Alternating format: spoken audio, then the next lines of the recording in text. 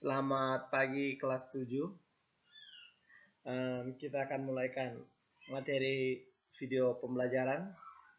Judulnya adalah Karya Pengampunan Allah dalam Yesus Kristus, bab 2. Di situ ada bacaan Alkitab, Kolose 3:13 dan Efesus 4:32, dan ada ayat lagi Yohanes 3:16. Karya Pengampunan Allah dalam Yesus Kristus.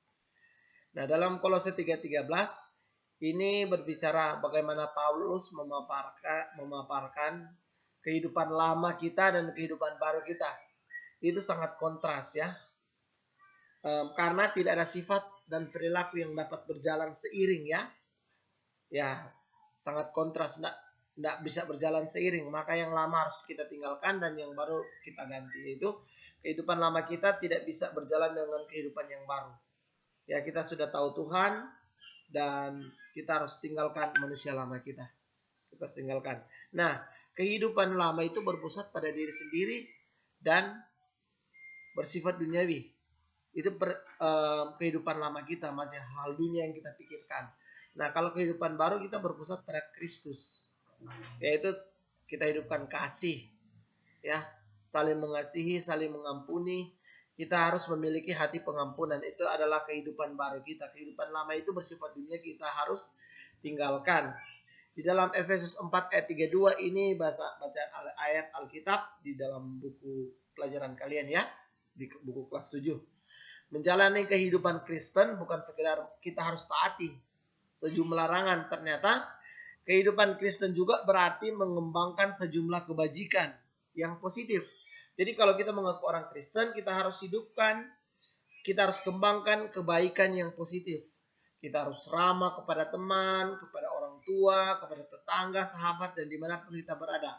Nah, kata kerja ini berarti haruslah kita buktikan keramahanmu, yaitu kasih mesra. Nah, kasih mesra itu terjemahan bahasa Inggrisnya adalah tender hearted. Ya, tender hearted.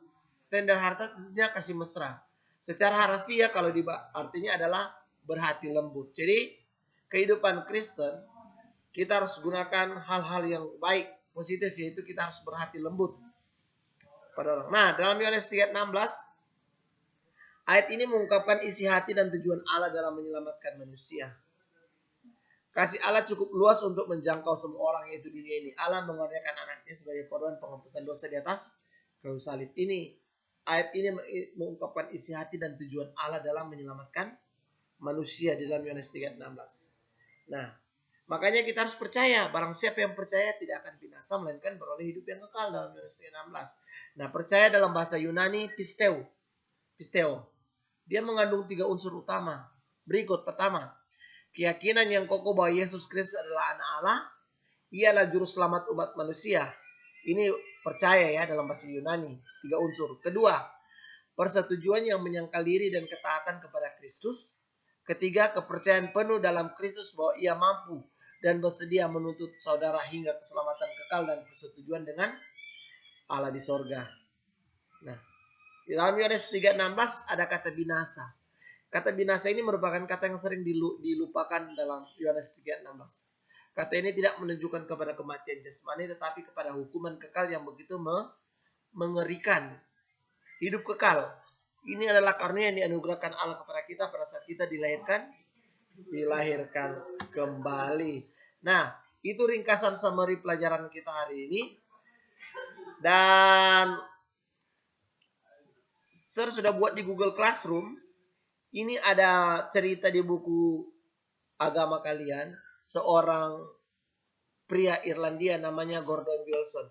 Ketika kelas 7 membaca cerita ini, silakan jawab pertanyaan yang ada di bawahnya. Ya, ada pertanyaannya. Selamat menjawab, Tuhan memberkati. Shalom.